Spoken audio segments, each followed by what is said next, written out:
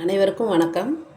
இப்போ நம்ம வந்து ஈஸியாக ஒரு 1/2 லிட்டர் பால் எடுத்து ஈஸியாக ஐஸ்கிரீம் வந்து எப்படி செய்கிறது, குச்சி ஐஸ்கிரீம் எப்படி செய்கிறது அப்படின்னு பார்க்கலாம். ரொம்ப ஈஸி தான். 1/2 லிட்டர் பால் இருந்ததுன்னா அதோட கொஞ்சம் இன்க்ரீடியன்ட் சேர்த்து நம்ம பண்ண போகிறோம். அதுக்கு நம்ம வந்து இந்த 1/2 லிட்டர் பாலை இந்த பாத்திரத்தில் காய்ச்சி எடுத்துக்குவோம். ஃபஸ்ட்டு 1/2 லிட்டர் பாலை காய்ச்சிட்டு அதுக்கு தேவையான பொருட்கள்லாம் பாருங்கள். முந்திரி பருப்பு கொஞ்சம், பாதாம் பருப்பு நமக்கு எவ்வளோ தேவையோ அவ்வளோ எடுத்துக்கலாம். மில்க் பவுடர் கொஞ்சம் எடுத்துருக்கேன். இந்த கரண்டியில் வந்து ஒரு 2 ஸ்பூன் மில்க் பவுடர் எடுத்துருக்கேன். இதிலையே வந்து 2 மடங்கு சர்க்கரை, இந்த ஸ்பூன்லேயே வந்து இது ஒரு ஒரு கரண்டி அளவு போடுறோன்னா 2 மடங்கு சர்க்கரை போட்டால் போதும். ரொம்ப போடக்கூடாது. 2 மடங்கு சர்க்கரை போட்டு நம்ம முதல்ல பாலை காய்ச்சி எடுத்துகிட்டு இதெல்லாம் நான் போடுறேன். உங்களுக்கு பாலை காய்ச்சிட்டு உங்களுக்கு காமிக்கிறேன். பால் காயுது பாருங்கள். காயட்டும். இந்த நட்ஸ் எல்லாம் நம்ம தேவையான இன்னும் கொஞ்சம் கொஞ்சம் கூட எடுத்துக்கலாம். இது கூட வந்து 2 ஏலக்காவும் சேர்த்து இதில் 2 ஸ்பூன் சர்க்கரையும் சேர்த்து கூட நம்ம அரைச்சிட்டு வந்துடலாம். 2 கரண்டி, இந்த அளவு, இந்த ஒரு கரண்டி மில்க் பவுடர் எடுத்துருக்கோமா, இதே மாதிரி 2 கரண்டி சர்க்கரை போட்டு அரைச்சிட்டு வந்துடுறேன். பால் காயட்டும். இதை அரைச்சிட்டு வந்து நம்ம சேர்த்துக்கலாம். அதுக்கு முன்னாடி நம்ம வந்து இந்த மில்க் பவுடரை இந்த பால்லையே வந்து நம்ம கொட்டிடணும் இல்லையா. இந்த பால்லையே கொட்டி அப்படியே காயட்டும். நல்லா பொங்கி வருது பாருங்கள் பால். இதில் கொஞ்சம் மில்க் பவுடர் மட்டும்தான் சேர்த்துருக்கோம் திக்னஸ்க்காக. நல்லா பொங்கி வருது. இப்போ நம்ம என்ன பண்ணணும், இந்த அரைச்சிட்டு வந்தோம் இல்லையா நட்ஸு, சர்க்கரை, இதை வந்து நம்ம கொஞ்சம் குறப்பாக இருந்தாலும் பரவாயில்ல, நல்லா தான் இருக்கும். அதை இதில் போடுறோம். ஏலக்காயோடு சேர்த்து அரைச்சிட்டு வந்திருக்கோம்ல, ரொம்ப நல்லாயிருக்கும். குழந்தைங்கள்லாம் விரும்பி சாப்பிடுவாங்க. நம்ம வீட்டிலையே நம்ம செஞ்சு கொடுக்கறதுனால நல்ல டேஸ்ட்டாக. நம்ம நட்ஸு தான் போட்டிருக்கோம், வேறு எதுவுமே போடல. கொஞ்சம் மில்க் பவுடர் போட்டிருக்கோம். அப்படியே இருக்கட்டும்.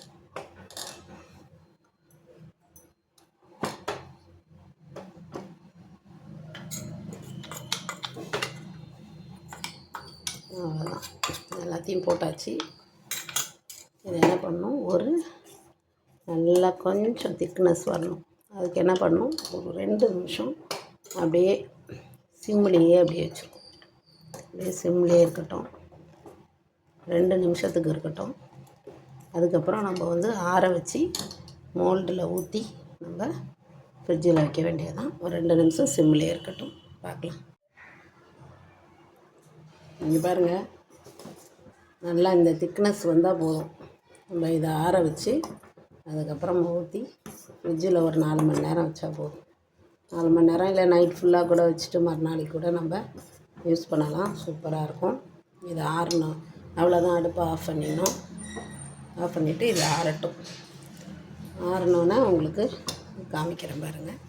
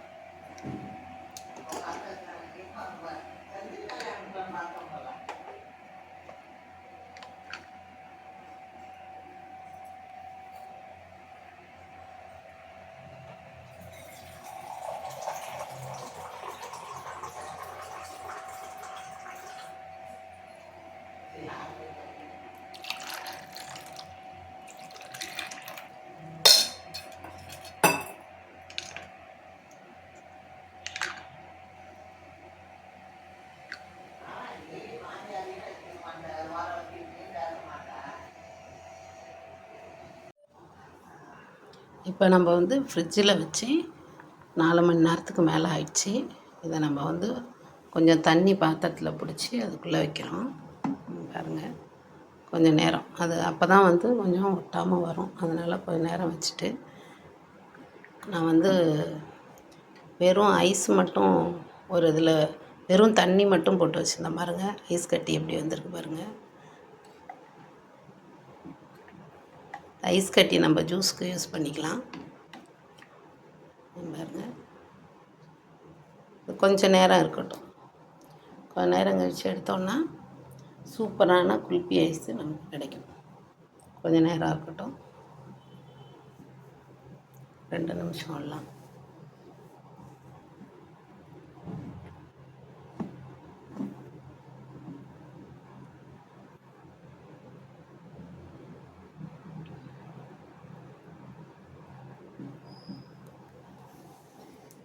ஒரு 2 நிமிஷம் விடலாம்.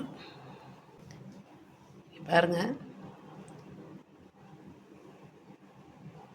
குல்ஃபி ஐஸு எவ்வளோ சூப்பராக ரெடியாக இருக்குது பாருங்கள். வெறும் நட்ஸு, பால், அவ்வளோதான். சர்க்கரை கூட நான் ரொம்ப சேர்க்கலை, கொஞ்சோண்டு மில்க் பவுட்ரு. சூப்பராக வந்திருக்கு பாருங்கள். இந்த மாதிரி நீங்கள் செஞ்சு கொடுங்க, பசங்கள்லாம் விரும்பி சாப்பிடுவாங்க. தேங்க்யூ.